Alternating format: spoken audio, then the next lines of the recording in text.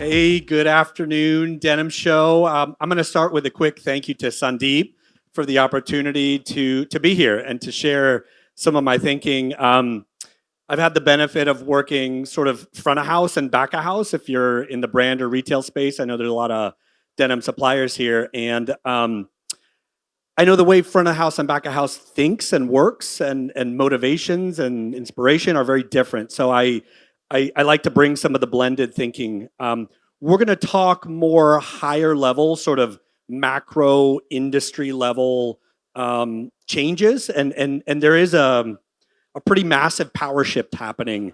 That when I get in and talk about some of the examples, you've probably heard of them, and I'm going to try to string these together in a way that will maybe shine some light on a part of the industry and part of this power shift that that I don't know that everybody is quite yet embracing.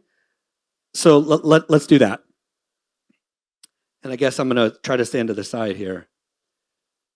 So just, I guess, a bit about me first. So I early in my career, I worked in the human performance and wellness space and went back to school and ended up landing in the startup world. And over the next decade, I co-founded and built 3 different companies, sort of in the technology development and licensing space. One of my partners was Nike, and so I accidentally sort of stumbled into corporate world. Nike's a well-known brand and does some great things. I had a great career there, and I stepped away last year to focus on the board work that I've been doing for about a decade. There's a book. I have no interest in this, but I read it and it resonated, so I put it on here. It's called The Medici Effect, and it's the concept of people and ideas and industries when different places, unseemingly connected places, come together is really where innovation and disruption happens. And because I've got to work at so many different companies and different industries, I sort of find myself at home in that space, and maybe that resonates with you as well. Perfect. So let's dive into this power shift. There's a couple different factors at play here that are driving this this power shift. But kind of starting with the end in mind, starting with the answer. Traditionally, when you look at a brand and supplier relationship dynamic, the brands kind of held the power. Maybe it's unfair to say that as an overgeneralization because there's a lot of partnership happening, and but there is a bit of a tug of war that has traditionally happened there. AI, technology, the democratization of tools that allow brands to spin up overnight are some of the trends that are happening that are, you know, taking the proverbial rug and pulling it out, and everything's up in the air right now. And from a supplier standpoint, what do you do with that? Do you move downstream? Do you diversify? Do you become a brand launch pad? What do you do with that? And that's for each of us to sort of decide. But I believe the future of brands and suppliers that survive and thrive will have to shift into a more collaboration mindset. Without a physical product, a brand has nothing to sell. It sounds so simple to say, but I believe that now the power resides in the physical product, which I love walking around the show here, seeing cool designs and prototypes. I'm like, I want that, and I want that, and I want that. But this is the power, right? A brand is a marketing engine and it's an emotional inducing engine, but without the physical product, you don't have much to sell. So collaboration, front of house and back of house with the physical product is important. So show of hands, who here uses AI on a daily basis? ChatGPT, Perplexity, Canva. Now Microsoft Word has Copilot. I mean, you kind of can't avoid it. So probably all of you are using it and you don't even realize you're using it. The barriers to launching new brands today, and by the way, I live in the US, in Texas, and I spend a lot of time down in Mexico, and I travel the world for work, but a lot of my perspective does come from the US market. I see kids, like 18, 19, 20-year-old kids that are in college or not, that have an idea or use ChatGPT or Midjourney or any other tool out there, and they're spinning up wicked cool designs. And guess what? They might even be here, or they're able to access the suppliers directly. And so a supplier that can do smaller batch production and turn around new designs, new colors, new patterns quicker. And maybe they don't even have a website. They're selling on Instagram. You can spin a website up in an hour or less if you need to.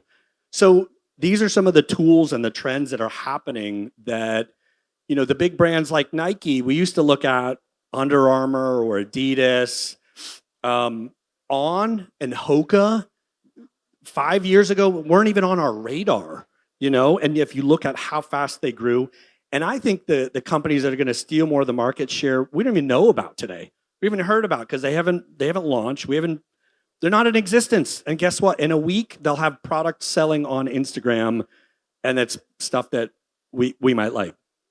Stay on this slide for a second. So if you could stay on that last slide, please. Go back. There we go. Thank you. From the front of the house standpoint on sort of personalization and speed, if I distilled everything down into two things that consumers want now more than anything, it's not more choice. There is some price sensitivity, but they want something personalized for them, and they also want it as fast as humanly possible. Amazon has spoiled us. And I know Amazon here or in Southeast Asia is a bit different, and there's different players, but at least from a US perspective, I'll go on to Amazon and I instantly hit that Prime button. That means I don't even want to look at anything that can't get to me in 2 days or less. So I know that as a consumer, I'm absolutely spoiled, but that's the new standard. So that's from a speed standpoint.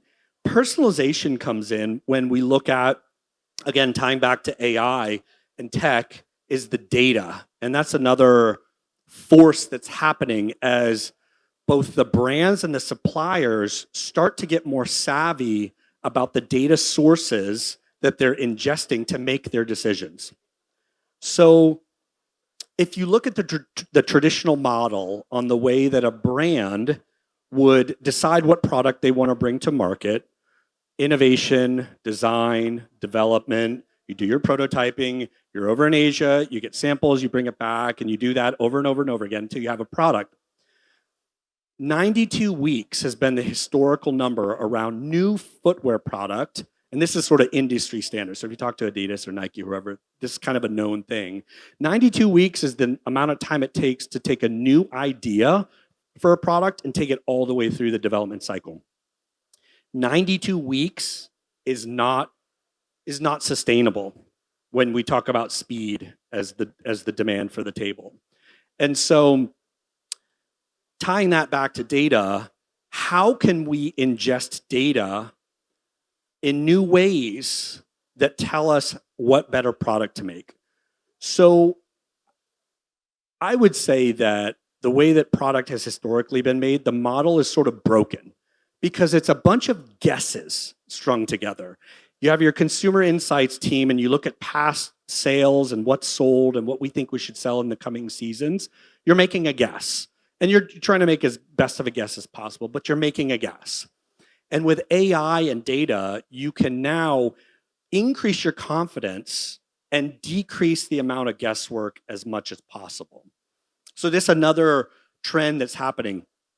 Forever the brands and the retailers too would say, we want to know what our customers are doing when they're with us. So if you're on my website or if you're in my physical store, what are you doing, and how can I use that to serve you better product?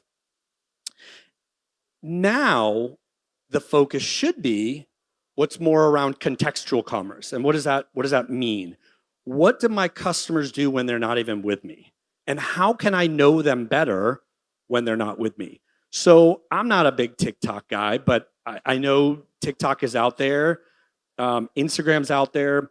People are spending multiple hours a day on there, much more than if you shop on Walmart or Amazon, or for a brand like Nike or Adidas, whoever, you're spending more time on these other spaces.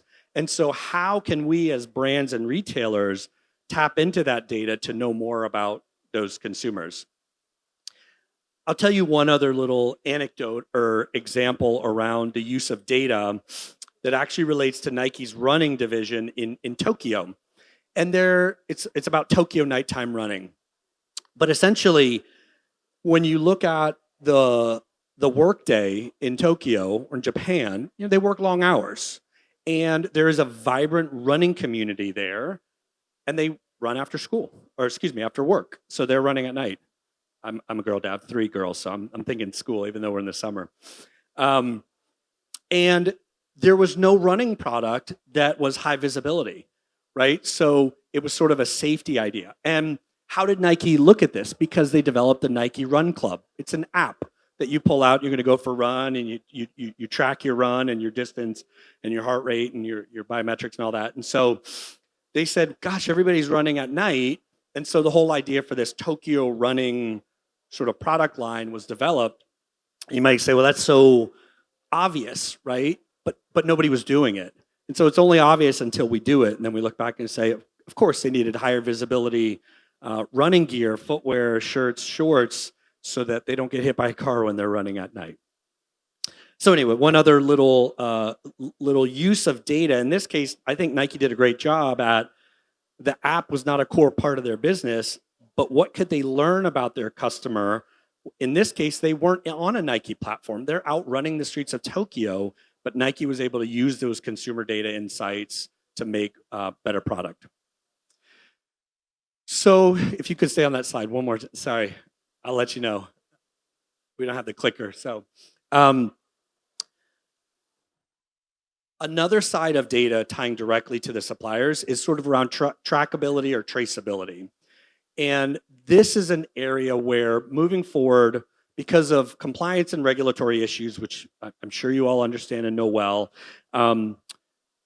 you will have to be more transparent with what happens before the product gets to the brand. So we've heard about it, we know it's coming. It will be table stakes going forward. And so how do you get that data? Or whether it's you're making fabric or you're making thread or you're making finished goods, what data are you collecting on people, on your materials, on waste, your CO2 footprint? So if you're not spending a lot of time there, that's not going away. And there are a lot of great companies out there that are helping folks get that data visibility. That's urgent. I think it's been urgent for a while. It's only getting more and more urgent. So the other one is integrating, I mentioned Instagram a few times. I didn't talk about TikTok, but TikTok Shop started, I think it was October of 2023. And in less than a year later, they had done like $9 billion in gross merchandise value. And yes, TikTok was an app and people were on it and whatnot, but they just flipped the switch to turn on the shop and they're essentially printing money. And so you have these social media platforms that they know this. They could come up here and give this talk and they'll go out and they'll say, hey, you little no-name brand, come in, use our tools, and you can launch your shop captive within our native environment. So this might not be something that you all are doing, but these are forces at play that I would suggest that all of us, regardless of what our company does or what our role is, need to think about what is our place in this new world where the power has shifted. Okay, I'm going to talk about tariffs for a second. I know that the last group touched on it a little bit. My perspective on tariffs, we did know it was coming. It sucks, it's horrible, it's not good for anybody. That's my 2 cents on it. But what we do with that, and I think this is an area where rather than reacting, we can choose how to respond. And ultimately, nobody in this room controls the tariffs. There's one guy, we're living tweet by tweet. Don't hold your breath. Nobody knows what's going to happen. So what can you do? You can shift your mindset perspective and you can turn inwards and say, as our company or what we do, the value we create, how can we take this time to be more self-introspective and say, what can we control? And let's do that better, right? So in some of the work that I do, I start very basic. Like if I'm sitting on a board or advising a CEO, it's like, tell me your business strategy. And I'll get, well, we're looking at AI, or we're interested in this technology, or we've got some priorities over here. I say, stop. That's not a business strategy. Tech and AI and all this are pathways or tools that you can use to execute on your strategy. But if you don't have a clear and compelling business strategy that talks about how your company creates value, and every single employee can regurgitate exactly what the business strategy is, number one, and number two, how their day-to-day work impacts that strategy, only then do you have a business strategy. So table stakes type stuff, and I use a lot of sports analogies, but we're sort of off to the races running a marathon, and we haven't stopped to tie our shoes. So these are the types of internal things that every company can look at and say, tariffs affect our business. We're going to be thinking about them for a long time. How can we use that thinking to just say, let's get better? This is a time to get better. The last thing I'll say about on this side, and by the way, we can circulate these slides if anybody wants to look at them afterwards, but the AI that I like to talk about is not artificial intelligence, it's authenticity and imagination. And I like, there was some aspects of the imagination that the last group had talked about, and I deeply believe that our collective human ability to imagine and create the future will be the single greatest bottleneck to success, or the accelerant to whatever it is that we try to do. So that's the AI I like to think about. Okay, can we go to the next slide? Thank you. So there's a couple examples on where we see this power shift kind of coming to life. And the first one, that's kind of the more recent one that I love, is the Chinese manufacturers taking on TikTok. And if you hadn't looked into this, it's worth getting on TikTok just to see it. But when tariffs came and brands were pulling back on their product, saying we're not going to pay that tariff, so product's not available, guess what? Chinese factories and other countries had product that they still needed to sell. What did they do? They went direct to consumer. They got on TikTok and they said, see this Hermes bag that you pay $3,000 or $4,000 or $6,000 for? Guess what? It costs us $600 to make it, and this too can be yours, and we'll sell it direct, and we'll ship it to you. Because of de minimis and lower, there's no tariffs or whatever. So anyway, that happened, and that's still happening. What else did China do? I believe it's still there, but they temporarily instituted a 280-hour visa-free entry. Normally, you would need a visa to go into China. And they said, we'll waive that. Come on in for a shopping trip. We're standing up more flights from the US over to China. We're lowering the costs. Come on a shopping trip. You can come over and bring a couple $1,000 and you can come shopping here. So they went around, they circumvented. I think there's a nice lesson in there to say, what can we do? What can we each control to deal with the situation at hand?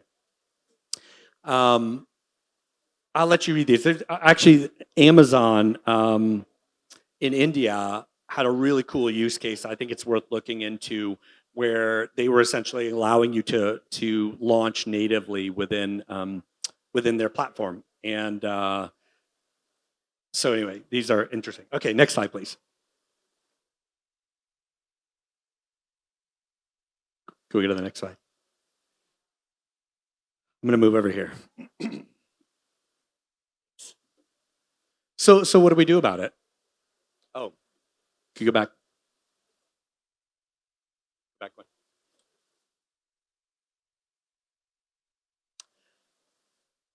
How digital ready is your business? If you work in a factory, are you still on clipboards and stopwatches? Are you able to integrate data into any part of your process, whether it's way upstream, materials come in and something goes out? Question to ask. And that's just looking at your internal business, let alone, hey, we're going to now expand into a different part, or we're going to diversify. Traceability, as I mentioned, I think I hit that one early. I don't know that anybody needs to worry about having too much data at this point. it's a possibility. I wouldn't let that concern enter your mind at this point. The other thing is going back to sort of the collaboration model with, let's say your customers and partners are brands, is what do you all bring to the table versus what the brand is asking you to? And even if they're not asking you to, I think there's a way to up level the game from the supplier standpoint to show up and be a more, yeah, a better partner. I guess better is not the right word, but offer more value, bring more value to the table.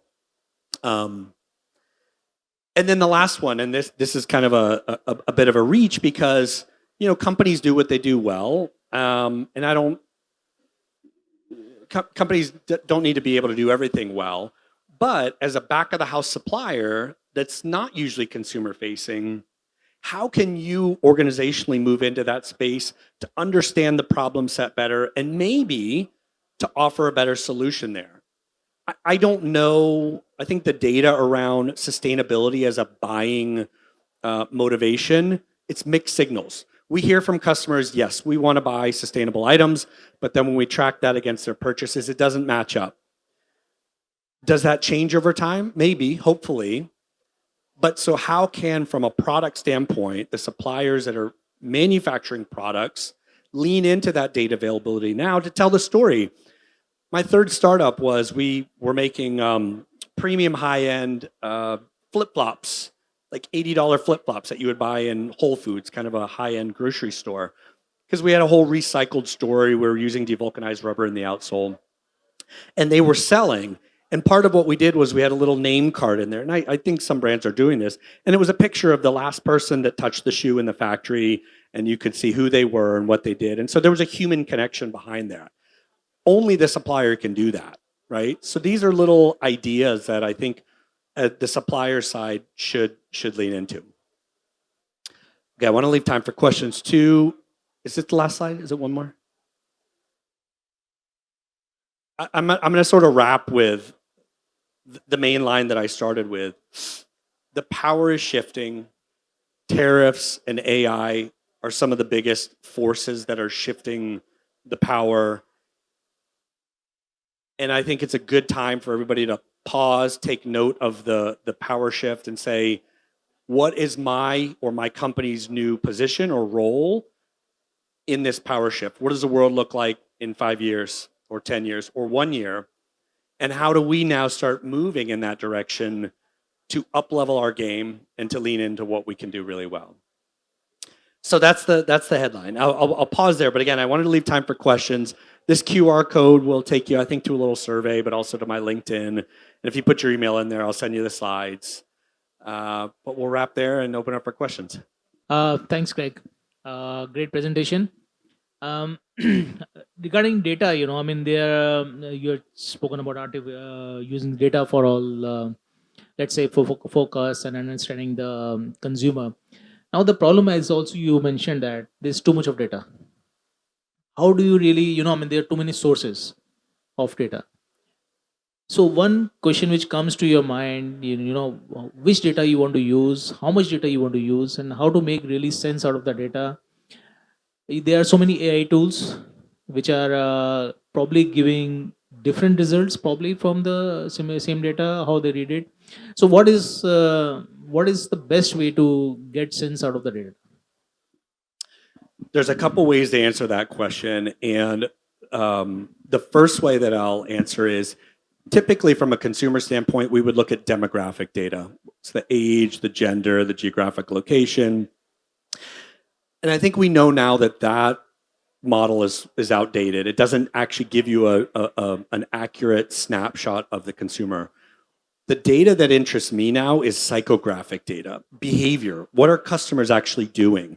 And to know what they're doing, you have to meet them where they are, which is why I talked a lot about TikTok and Instagram, not because I'm on there, but because I know a lot of people are on there and there's a tremendous wealth of data in there. Now, the companies that own those platforms don't always share a lot of that data. That's the best place to look to sort of start contextualizing who are our customers, what do they do when they're not with us, where else do they shop, who do they hang out with, what are they talking about? there's this whole underground community of these or digital communities that when I started learning about it, it opened my mind. There's sort of garage dads and goth fairies, and there's trad wives and the kitchen elite, and there's all of these underground communities that are blossoming digitally, where seemingly disconnected people come together around shared interests. It's a space where I don't see the existing brands going in there to say, not only what can I learn about the customer, the consumer, how can I be a member of this community? The old way of thinking with brands is we create the community and the community is around us. And Nike too. I mean, like, I love Nike. I was there. It was good to me. But Nike is a victim of that thinking as well, where, sports and streetwear and culture and fashion, hey, we create that as a brand. I think in the future, the brand is a contributing member of the community if they choose to move into that role. So it's kind of a lofty answer there, but I would summarize it with looking at the psychographic behavior of the customers, go to where they are, because they're not always with you as a brand. Thank you. And one more point I want to add, one more question, let's say. When we are looking at the vendor and brand relationship, so as you said, I mean, this relationship has always been in favor of brand. They are the stronger ones. Can the vendors use the AI and data to become stronger? What would be the right path? I mean, especially let's say when we are talking about the garment industry, what would be the way when they can increase their power, the vendor? Beautiful question. There's, over the last couple months, some tech CEOs that there was leaked memos where they essentially said every employee needs to use some type of AI every single day. I'm not a fan of top-down, commandments, but I do believe that all of us, regardless of your career or your age or whatever, you got to be playing with these tools. We've all heard, AI is not going to take your job. It's somebody who knows how to use AI can take. I believe that. So get really good at using AI. Now, how do you get good at using AI? It's actually obsessing the problem. So if you've heard prompt engineering, you go to ChatGPT and you're going to type in, you want it to give you some information. How well can you articulate the problem it is that you're trying to solve? And to do that, you need industry knowledge and experience to be able to understand the limitations that you're going to put on the problem statement and to craft a very well thought out problem statement, which is a prompt. So that is a skill that gets better the deeper you go into your industry or your craft or whatever it is that you might be doing. And so actually the way to get good at AI is obsessing the problem deeper, not necessarily just using AI more, but it's kind of like a skill. You want to get better at basketball, go play basketball every day, and eventually you'll start to get better. Thank you.